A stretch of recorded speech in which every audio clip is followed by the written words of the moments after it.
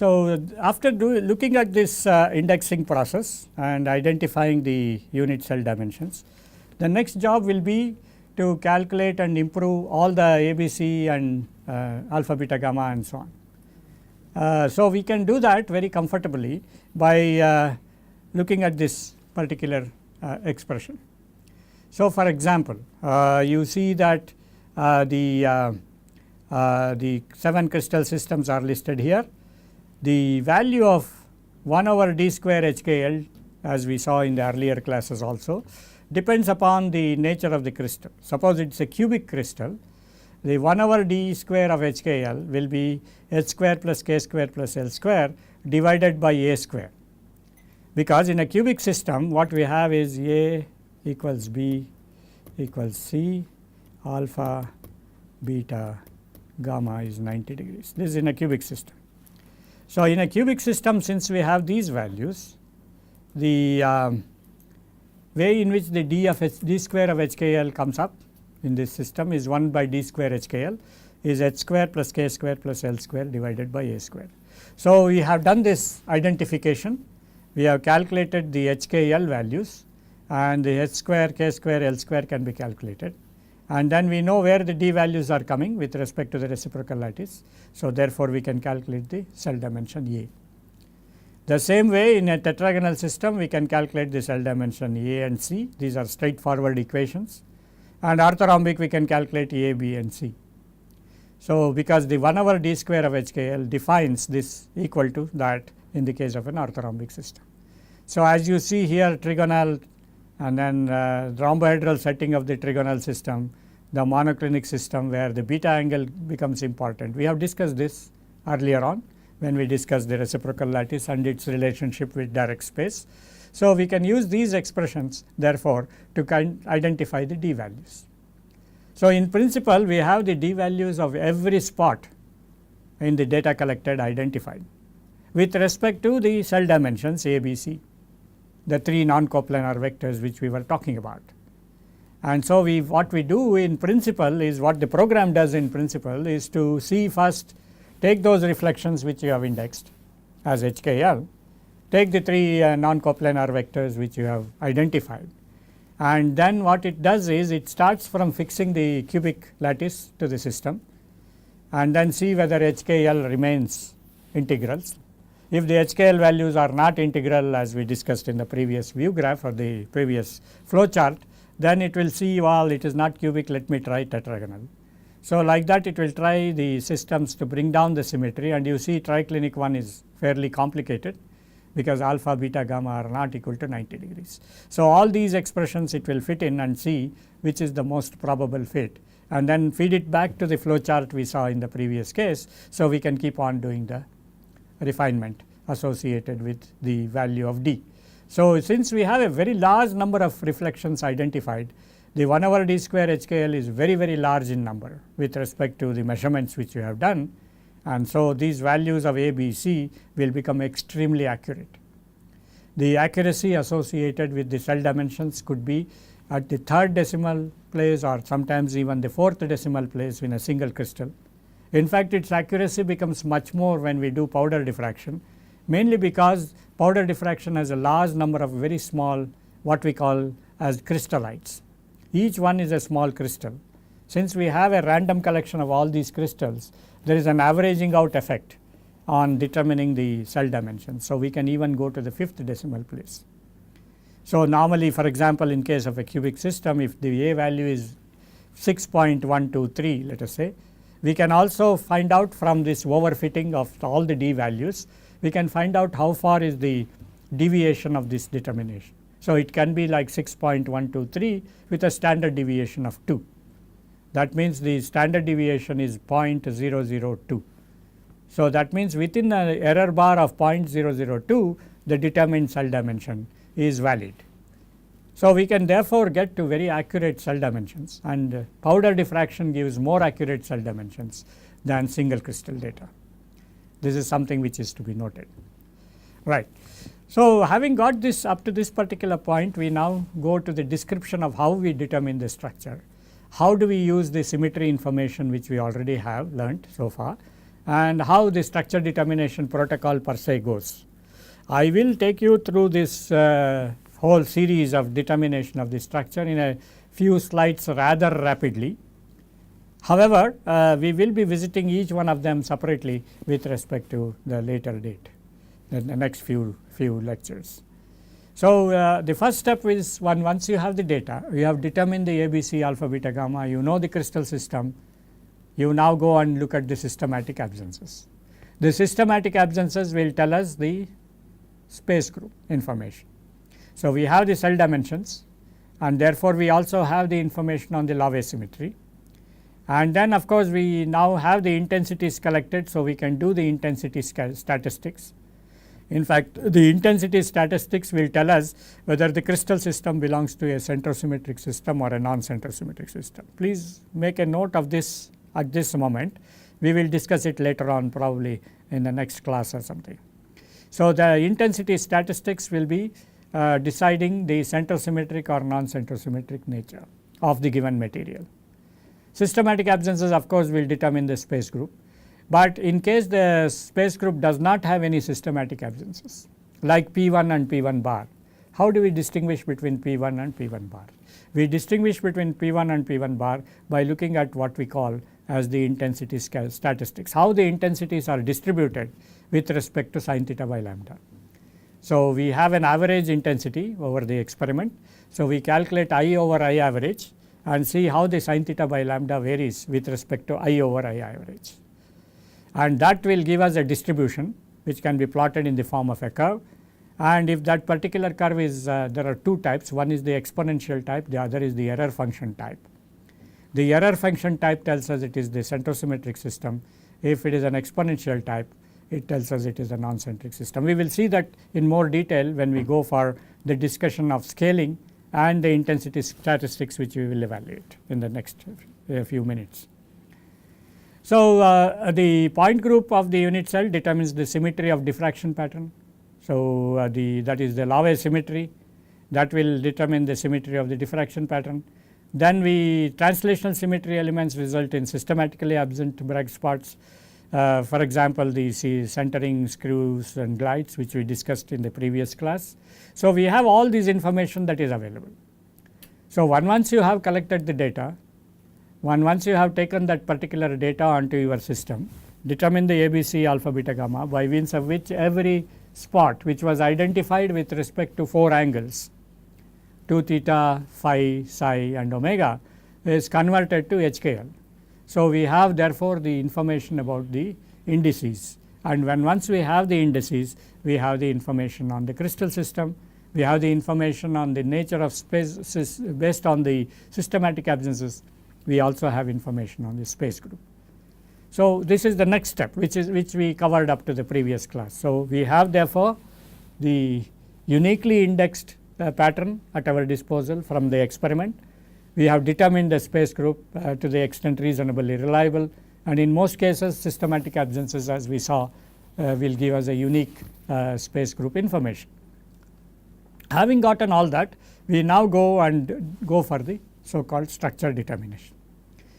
Here is some issues which we have to discuss, but if before we go into the detail of it, I will just tell you the protocol that is followed, since we are now we are in an experimental mode, so to say, because we have talked about what kind of crystals we choose, how we mount and how we collect the data on the diffractometer, how do we look at all those data in terms of and then determine ABC and D of HKL. And then of course, systematic absences giving us the space group. So, I thought we will finish off with the protocol of a structure determination. Now, any structure determination is done in 2 steps. The reason is that we have to determine the phases, and this is the so called phase problem in crystallography. So, experiment, we got the intensities, the square root of the intensities gave us the modulus of f of HKL, which is coming from the square root of I of HKL. So, if we want to calculate now the 3-dimensional structure by using the Fourier synthesis, which we will discuss in the coming class, the modulus of f of HKL has to be combined with the phase information to get the f of HKL, and then the Fourier transformation takes it from the f of HKL information which is up here to the rho of XYZ, which is the electron density distribution. So, we plot now the 3-dimensional XYZ coordinate system, the rho value, the electron density value, which is calculated from this expression. You are quite familiar with this expression, f of HKL exponential 2 pi I Hx plus Ky plus Lz. It now depends upon n atoms. So, every atom will have this formulation divided by V, the volume of the unit cell. So, here XYZ of course are the fractional coordinates, it can range between 0 and 1. The idea of this part of the slide which is shown here is to bring in the importance of the determination of the phase problem, a solution to the phase problem. How do we get to the phases? Because we can't get them from experiment, we cannot calculate them directly, and obviously we have to make estimates of the phases. So, the estimates of the phases is done by several methods. One is the direct space method, which is also referred to as the direct methods, and the other is to go through the vector space, which we discussed earlier on, that is take the intensity and directly do a Fourier transform, and that Fourier transform in turn will give us the information on the interatomic vectors. That is to say, let me draw it a little bit. Suppose you have an atom x, y, z here, you have an atom at x, y, z, you have an atom at x2, y2, z2, you have an atom at x1, y1, z1. Then what you will get in a Patterson map is the vector between these two. The problem with the Patterson map is the origin will be the starting point for this vector. It will also give the vector between x2, y2, z2 and x1, y1, z1. So, both these vectors appear with respect to the origin. Both these atoms will also appear at the origin because the self vectors will also be depicted in the Patterson. So, however, in principle we should be able to find where the atoms are, and that is the so called Patterson method. We will be discussing a detailed analysis of the Patterson approach, particularly with respect to the symmetry and structure. You see, the whole idea of this course is symmetry and structure. So, we will bring in the importance of symmetry in the vector space, which will allow us to determine the structure. So, we will discuss Patterson synthesis in that context. Of course, the direct phase structure determination using the direct phase solution problem is something which is based on probabilities, and we will develop it very little, but not in full detail, but give the basics of the physical properties that are involved in direct methods approach. So, the physics of it we will try and understand, again in terms of the planes and in terms of the electron density contained in the planes and so on. So, that way the phase problem solution we will not spend too much time. However, we will find the methods to solve the phase problem. Once we have the phase problem, we will try to get an understanding of what is this Fourier synthesis is all about, and how do we get the Fourier transform done from f of HKL to rho of XYZ.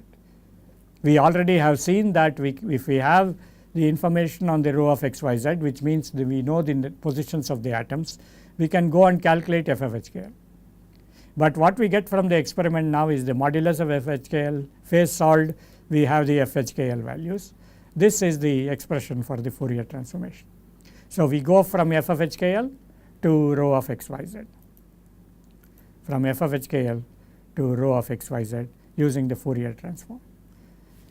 Let us go further and see how this all happens. This is a picture which is a typical electron density map which comes out after all these processes done. That means, when you have done the Fourier transformation, you get a picture like this. This is a sort of very nicely featured picture. You may not always get this kind of a picture, but for discussion sake I have taken a picture like this. Now, this is the electron density map. So, what we have done is we have plotted the electron density map. Some of the details are given here. This is an output from the program. So, we will see that we will get electron densities drawn in this particular fashion. Now, what is it that is represented in this is the position x, y, z of each one of these atoms up here, and then there is a contour which is drawn at a certain specific intervals, and those contours which are drawn at specific intervals have some meaning. That means they carry that amount of electron density. So, that means when you calculate the rho of x y z, you have a map, you calculate the value of 0 0, 0.1 0.1, 0.2 0.2, 0.2 0.3 and so on, covering the entire space. We normally cover the symmetric unit of the unit cell, and in this particular diagram, of course, the asymmetric unit is combined with the rest of the asymmetric unit in the unit cell, so that we are actually getting the full picture. Now, the values of the electron density as we calculate are mapped here. So, we actually put the values of the electron density up there and draw a contour which goes, let us say these values come out to be 10, 20, 30, 40, 50, 60. We draw a 60 value here, a 50 value there, a 40 value there and so on. So, effectively this electron density which is drawn here will represent an atom. So, by counting the number of contours, we can decide what atom is this one. In this case, we have lots of carbon atoms, as you see they are all looking fairly identical. This is a very well refined electron density map, but this is how the positions of the atoms will appear. And once they appear, we can draw lines showing the bonds between these atoms, and so we get a, for example, in this case a 6 membered ring which is representing a planar 6 membered ring. So, it is a phenyl ring, and these are the substitutions associated with different kinds of atoms. So, by counting the number of contours, because we have already scaled it up, this data is already scaled up data, and therefore, the electron density will give you the atom positions as they are, and in terms of their strength we can identify where the atoms are sitting. So, this is a typical electron density map which can be computed, and once we have this map, we can draw this diagram. This diagram is drawn from the structure of this particular compound, whatever that is. We have a ring system here, we have the substitutions, this corresponds to the diagram here, and these are the values which will appear, and we see that based on the strength of the electron density at these positions, we get the positions of the oxygen atoms, the rest of the atoms are carbon atoms. This is the beginning of the structure determination. So, that is why I said the structure is determined in 2 steps. The first step covers basically the solving the phases. So, the phases which we have determined are approximate, and therefore, the structure is also going to be approximate. In other words, if we go back here, the distance between these two may not correspond to the exact distance between carbon and carbon. Some of them may be elongated, some of them may be short, some of them may be long, because there are errors that are associated with the phase. So, the structure therefore is first the initial estimate of the phases. You will get what this is known as a starting model. So, we get a starting model, and that starting model has to be refined. In order to refine the starting model, we need to have a large amount of data. The fact that we have a large number of HKL values and less number of parameters to determine will allow us to do the so called least squares refinement. I do not know whether it is within the purview of this course, but I will give some basic details of the least squares refinement, so that we know how the structure which we determine initially, which is giving us the trial structure, will develop into a final structure of this kind, where the atoms positions are known, the distance between atoms are accurate, the angle between atoms are accurate, and this is a refined structural model of that same compound. So, the way in which we have to do is referred to as the structure completion. So, this is the second part of the structure determination. First part is to get this trial structure by solving the phase problem, and then using the Fourier transform on the f of HKL to get the initial rho of XYZ. You can call it the initial electron density map. Now, after that we have to do this protocol of structure completion. So, this lists out the protocol of structure completion. So, extract the 3D coordinates of the atoms as we saw just now, and assign atom types, scattering type C, O, etc. Assign additional parameters to model the thermal motion of the atoms. Now, here again a little digression, because as we always know that there is these atoms in a structure are not at rest, they are vibrating in about their mean positions. The reason for vibration is purely thermodynamical, and the reason is also accounted by the fact that these atoms may not be associated with that XYZ which you have determined. So, there is always a area around the XYZ which is possible for this particular atom to occupy. And this error in this delta x, delta y, delta z could be in all three directions, and therefore, this thermal motion is expressed in terms of what we call as a thermal ellipsoid. We will be analyzing this in a short while from now by once we do the Wilson plot, which is essentially the plot which puts the relative measurements we got from the experimental measurement onto a final scale value, which is equal to the total number of electrons inside the scattering material we are looking for.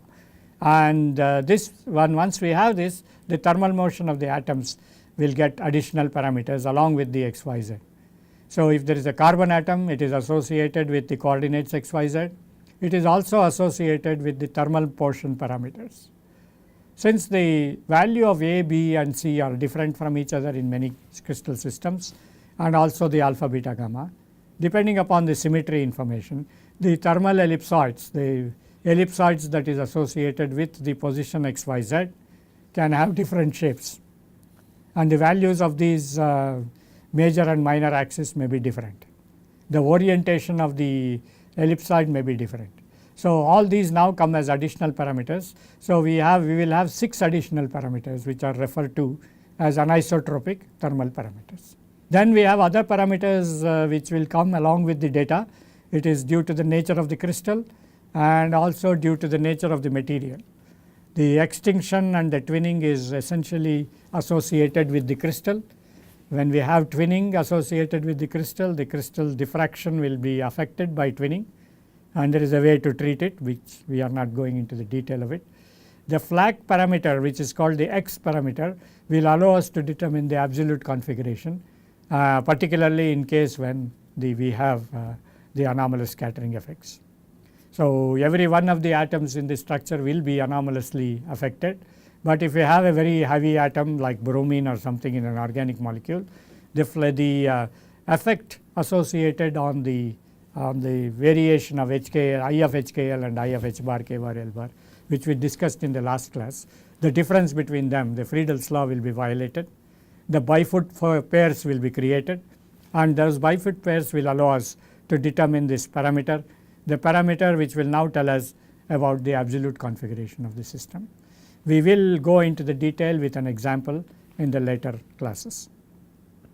So, essentially we build up a model. The model is based on f of HKL. It depends upon the scale factor, the Fj value, the thermal parameters and so on, and this should have been a pi, and Fj is T exponential this should be under the summation j equals 1 to n. S is to replace the summation. This is the Bill Gates effect on my computer, because on my computer this comes as sum, here it comes as yes. So, I should have checked it before, but anyway this is summation over j equals 1 to n, f of j, T is the thermal parameter, exponential 2 pi Hx plus Ky plus Lz. Surprisingly, the 2 pi has been retained somehow. Okay. The nonlinear least squares parameter refinement until convergence. This is the next step, where what we do is you see we have a trial structure. The trial structure will give us a row of XYZ. So, let me write it down. So, we have now arrived at a trial structure, and this trial structure which we have is based upon solution to the phase problem. So, we solved the phase problem, we got a trial structure. This is the starting model. Now, the starting model values we can use to calculate rho of XYZ. So, we have a rho of XYZ which is the electron density. Now, using the electron density, you go back and calculate f of HKL. You go back and calculate f of HKL. This is now the calculated f of HKL. So, the calculated f of HKL will have errors because we do not have the accurate determination of the phases. So, the Fc of HKL is now put back here in this expression. Fc HKL, which is coming from the trial structure, is put here, which is F HKL calculated, and we already have the F HKL observed, which is the experimental F of HKL. So, F of HKL observed minus the F of HKL calculated whole square. This is a quantity which can be called as delta F, that is the difference between the actual experimental observation and the calculated value, which has come from a trial structure calculation. So, this difference therefore has to be minimized. So, we have to minimize the summation sigma HKL, where W is a weighting scheme, we will not discuss it further. There is some kind of a weight it has to be attached for each one of these reflections, because we do not measure every reflection under the same condition. So, that will attach a factor called W, we will not go into the detail of it, but sum over HKL FH observed minus FHKL calculated. This value has to be minimized from the least squares sense. So, this is the nonlinear least squares refinement protocol, we will discuss it a little more. This is just to finish the protocol we have to follow for once we have put a crystal, collected the data and so on. So, now you have an agreement factor. Now, this agreement factor is referred to as the R factor. Now, this R factor is equal to the sum over, this should be sigma, sum over mod f ops, I will correct it in the possibly not now, but I will correct it later, because I do not have the necessary software here. So, sum over f ops minus f calc, that is the delta f, divided by sum over f ops. So, this gives us agreement factor, or what is called a reliability index. Now, this reliability index is expressed with respect to 100. So, if the reliability value is somewhere around 10 or something, you say that your structure is fully determined. There are other issues which will come up with the least squares refinement, which we will be discussing when we go in detail with the nonlinear least squares refinement protocol. So, at this moment what we have to do is, once we have solved the what we call as the phase problem, we get a trial structure.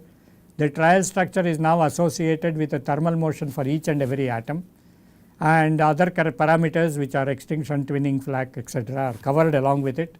Then we go and develop a model, and that particular model will give us the trial structure with an electron density rho of x, y, z. Now, based on this rho of x, y, z, we calculate the structure factor again and subtract the structure factor from the observed structure factor, because that will tell us what is the difference between the two for which we have to account for, and that particular difference has to be minimized, and that minimization process is using what we call as a nonlinear least squares refinement protocol, and we will discuss that a little more detail in the coming classes. Right. So, at this stage how do we go about this refinement? There are automatic packages. Since we are going through the protocol of structure determination, I thought I will take you through this particular slide as well. So, what you do is you use programs like ShellXL, Crystals, Xtel, so many programs are available. So, use all these programs, and what you do is you improve on the positional parameters by doing the f ops minus f calc and trying to minimize the value of f ops minus f calc, along with the isotropic thermal, and later it could be converted to anisotropic thermal parameters as well.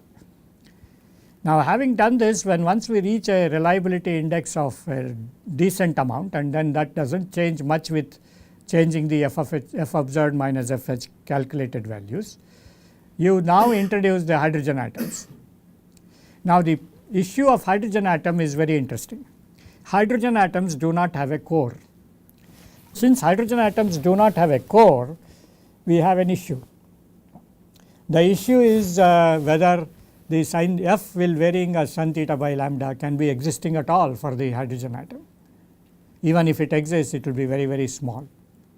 So, when we actually determine the structure in the first instance using the phase refined protocol, and then eventually trying to get to the starting model, the starting model cannot give us hydrogen atoms.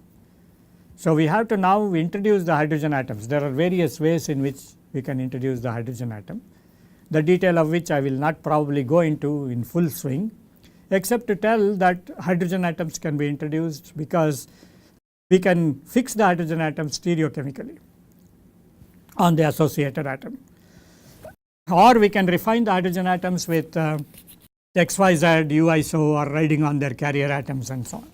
So, this particular detail I will not tell you right now, but when we actually discuss the refinement and the introduction of hydrogen atoms, we will bring in these details later.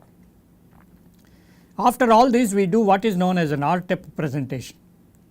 This is the Oakridge thermal ellipsoid plot. This will tell us how the atoms are oriented with respect to each other in the crystal structure, along with their thermal features, which are now the features that have to be displayed. Let me show the picture, which will be clear. So, here is a structure in which we have shown the thermal ellipsoid. So, each and every atom now is associated with a thermal ellipsoid. Hydrogens are shown as circles because they are associated with a isotropic thermal ellipsoid in this particular structure, which you have taken as an example. So, these therefore tells us that the oxygen atom location O5 is with respect to some XYZ here, and then the uncertainty in locating that particular atom, because the atom is vibrating at any given time.